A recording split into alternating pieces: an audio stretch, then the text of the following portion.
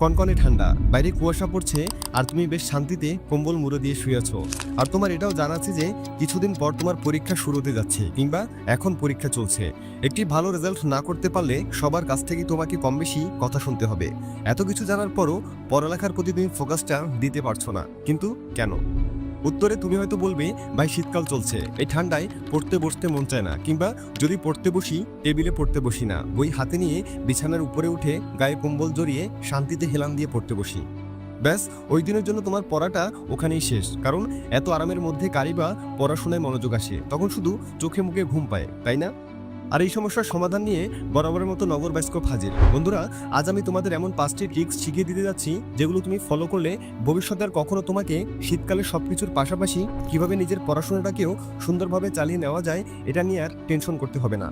শুধু তাই নয়, কিভাবে অবসর সময়টাকে একটা পারফেক্ট রুটিন ও টাইম টেবিলের মধ্যে নিয়ে আসা যায়, এর সবকিছু শিখে যাবে। তাই একটু সময় নিয়ে ভিডিওটা শেষ পর্যন্ত দেখতে থাকো, কারণ তুমি আজ সেটাই জানতে চলছো যা তোমার স্টাডি লাইফের মোড়টাই ঘুরিয়ে দিতে পারে। তো চলো শুরু করা যাক। বন্ধুরা, সমস্যার সমাধানের আগে আমাদের উচিত সমস্যার সূত্রপাত খোঁজা। সর্বপ্রথম আমাদের জানতে হবে যে ঠিক কী কারণে শীতকালে এই সময়টাতে তোমার ঠিকঠাকভাবে পড়াশোনা করা সম্ভব হয়ে ওঠে না। সকল সমস্যার মূলই হলো অলসতা, আর তোমার মধ্যে অলসতা কাজ করার প্রধান কারণ হলো তোমার চলাফেরা। যে বয়সে তোমার হাড়ভাঙা পরিশ্রম করার কথা, সেই বয়সে এসে তুমি 60 বছর বয়সী বৃদ্ধের মতো ঘরে এক কোণে পড়ে থাকো। মোবাইলে তুমি এতটাই মগ্ন থাকো যে পড়াশোনার কথা একেবারে ভুলেই যাও। মোবাইলটা হাতে নিলে তোমার আর মনেই থাকে না যে তুমি একজন পরীক্ষার্থী। জাস্ট ছোট্ট একটা বাস্তব উদাহরণ দিচ্ছি। এই যে তুমি এখন নিজের মোবাইলে আমার এই ভিডিওটি দেখছো, ভিডিওটি দেখা শেষ হলে তুমি কি তোমার হাত থেকে মোবাইল ফোনটা রেখে সরাসরি নিজের পড়ার টেবিলে যাবে? না, কখনই না। বরং এখনই তো এই ভিডিওটি দেখার পাশাপাশি নিচে স্ক্রলিং করে সিলেক্ট করে রেখেছো যে এরপর তুমি কোন ভিডিওটা দেখবে, তাই না? জাস্ট কমেন্টে এই প্রশ্নটার উত্তর দিয়ে যাও যে ভাই হ্যাঁ, আপনি ঠিকই বলেছেন। কারণ আর কেউ না চিনুক, আমি আমার অডিয়েন্সদের খুব ভালোভাবেই চিনি। আর কেনই বা তুমি এই ভিডিওটি দেখছো তাও খুব ভালো করেই জানি। এতক্ষণ ধরে তো বললাম সমস্যার কথা, এবার আসি এর সমাধানের দিকে। দেখো, এখন তোমার যে বয়স, সে বয়সে কেউই তোমাকে জোর করে পড়ার টেবিলে বসাবে না, কারণ জোর করে পড়ার টেবিলে বসানোর মতো বয়স এখন আর নেই। এখন তোমার যা কিছু করতে হবে সবই নিজের ইচ্ছায় আর নিজের চেষ্টায় করতে হবে। কিন্তু চেষ্টাটা আসবে কোথা থেকে? যতটুকু বা চেষ্টা ছিল, শীতকালটা এসে সেটুকুও বরবাদ করে দিল। এবার তোমাকে প্রথম যে ট্রিক্সটার কথা বলবো সেটা হলো পড়াশোনার পরিবেশ। তুমি বিশ্বাস করো নাই করো, অন্য সময় না হোক, কিন্তু শীতকালে তোমার পড়াশোনা পুরোপুরি নির্ভর করে তুমি কোন পরিবেশে পড়াশোনা করছো তার উপর। ধরো, তুমি পড়তে বসার সময় ঘরের দরজা জানালা সব বন্ধ করে ঘরের লাইটগুলো নিভিয়ে ছোট্ট একটা টেবিল ল্যাম্প জ্বালিয়ে পড়তে বসছো, আর এই অবস্থায় ঘুম আসা অস্বাভাবিক কিছু না। যখনই তুমি পড়তে বসবে তখনই ঘরের দরজা জানলা খুলে দিয়ে ঘরের পরিবেশটা একটু প্রকৃতির ঠান্ডা বাতাস যাতায়াতের ব্যবস্থা করে দিও। কারণ বাতাস যতই ঠান্ডা হোক না কেন, প্রকৃতির এই বাতাস তোমাকে যতটা রিফ্রেশমেন্টের ছোঁয়া দিতে পারে ততটা পৃথিবীর কোনো কিছুই পারে না। আর অবশ্যই তোমাকে ঘরের যতগুলো লাইট আছে সবগুলো লাইট অন করে ঘরকে পুরো আলোকিত করে তারপর পড়তে বসতে হবে। তাহলে দেখবে ঘুম তো দূরের কথা, তোমার একটি হামিও আসবে না। আমাদের ব্রেনে এক ধরনের হরমোন আছে যার নাম সেরোটোনিন। এদের প্রধান কাজ হলো আমাদের ব্রেন থেকে ক্লান্তি দূর করে এটিকে অ্যাক্টিভ রাখা। আর কখন আমাদের শরীরে সেরোটোনিন বৃদ্ধি পায় জানো? যখন আমরা সূর্যের আলোর নিচে থাকি। তো এবার তুমি বলো, শীতকালে তুমি কতক্ষণ বাসার বাইরে থাকো? আমার তো মনে হয় না যে দরকার ছাড়া তুমি বাসা থেকে বের হও। আর বাসা থেকে বের না হলে তোমার শরীরে সেরোটোনিন বৃদ্ধি পাবে কোথা থেকে? আর যদি সেরোটোনিন বৃদ্ধি না পায়, তাহলে পড়াশোনার জন্য তোমার ব্রেন অ্যাক্টিভ থাকবে কিভাবে? তাই অবশ্যই শীতকালে পড়াশোনার জন্য এমন একটা পরিবেশ তৈরি করো যেখানে অন্তত তুমি সূর্যের আলো দেখা পাও। Tricks number 2, don't oversleep, অর্থাৎ বেশি ঘুমানো যাবে না। সকালে উঠে তোমার পড়াশোনা করতে হবে, আর সাত সকালে ঘুম থেকে ওঠার জন্য তুমি সুন্দর মতো অ্যালার্ম দিয়ে রেখেছো। সকালবেলায় ঠিকই সময় মতো তোমার অ্যালার্ম বেজেছে, কিন্তু তারপরও হঠাৎ করে আবার মনে হলো যে এত আগে উঠে লাভ নেই, আমি বরং আরও 10টা মিনিট ঘুমাই। ব্যাস, খেলা শেষ। দ্বিতীয়বার তোমার ঘুম ভাঙবে পাক্কা 2 ঘন্টা পর।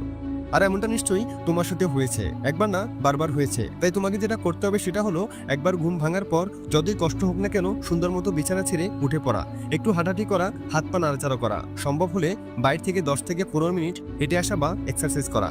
এমনটা করলে কখনোই মূল্যবানের সকালগুলো তোমার জীবন থেকে হারিয়ে যাবে না, অ্যাটলিস্ট তুমি কাজে লাগাতে পারবে। ট্রিক্স নাম্বার 3, পানি খাওয়া। গরমের সিজনে কম বেশি সবাই বেশ ভালো পরিমাণে পানি পান করে, যার ফলে সকলের রক্ত সঞ্চালন স্বাভাবিক থাকে। কিন্তু শীতকাল আসলেই বাধে যত বিপত্তি। শীতকালে বাকি 8 থেকে 10 জনের মতো তুমিও ঠিকমতো পানি পান করো না, যার ফলে তোমার শরীরে রক্ত প্রবাহ কমে যায়। এখন তুমি আমাকে প্রশ্ন করতে পারো যে রক্ত প্রবাহের সাথে এর কি সম্পর্ক? কিন্তু তুমি হয়তো এটা ভুলে গেছো যে আমাদের শরীরে 90%ই পানি। তুমি যত বেশি পানি পান করবে তোমার শরীরে রক্তের পরিমাণ তত বৃদ্ধি পাবে, আর রক্ত যত বৃদ্ধি পাবে স্বাভাবিকভাবে রক্ত প্রবাহটাও তত বেশি হবে। আর তোমার শরীরের এই রক্ত প্রবাহ তোমাকে অ্যাক্টিভ রাখতে সাহায্য করে। যদি তোমার শরীরে রক্ত প্রবাহ কমে যায় তাহলে তোমার শরীর দুর্বল হতে শুরু করে, তুমি অলস হয়ে যেতে থাকো, তোমার ঘুম পেতে শুরু করে। তাই যদি তুমি চাও নিজেকে অ্যাক্টিভ রেখে নিজের পড়াশোনাটা সুন্দরভাবে চালিয়ে যেতে তাহলে অবশ্যই পরিমাণ মতো পানি পান করতে ভুলো না। ট্রিক্স নাম্বার 4, সকাল সকাল পড়া। দেখো, যত যাই বলো না কেন সকাল সকাল পড়ার উপকারিতা সবচেয়ে বেশি। ধরো তোমার রাতে পড়ার অভ্যাস আছে, কিন্তু একবার ভেবে দেখো তো সারাদিনের সকল ক্লান্তি, এত এত ঘটনা, এত এত কথা, এত এত চিন্তাভাবনা, এই সমস্ত কিছু মাথায় নিয়ে তুমি রাত জেগে পড়লে তা তোমার জন্য ভালো হবে? নাকি সকাল সকাল ঘুম থেকে উঠে একদম ফ্রেশ মাইন্ডে দুনিয়ার সকল দুশ্চিন্তার মাথা ব্যথা থেকে নিজেকে দূরে সরিয়ে পড়তে বসলে তা তোমার জন্য ভালো হবে? কোনটা? অবশ্যই সকালবেলা পড়াটা ভালো হবে, তাই না? আর সকাল সকাল ঘুম থেকে ওঠার জন্য একটা বোনাস ট্রিক্স শিখিয়ে দিচ্ছি।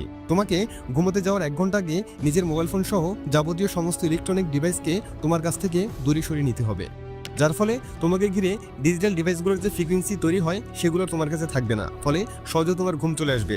আর ঘুম আসার আগে তুমি নিজের মাথায় যেটা সেট করে রাখবে তোমার সাথে সেটাই করবে। মানে তুমি যদি এটা সেট করে রাখো যে তোমাকে ভোর 6টায় ঘুম থেকে উঠতে হবে, তাহলে তোমার সাথে সেটাই ঘটবে।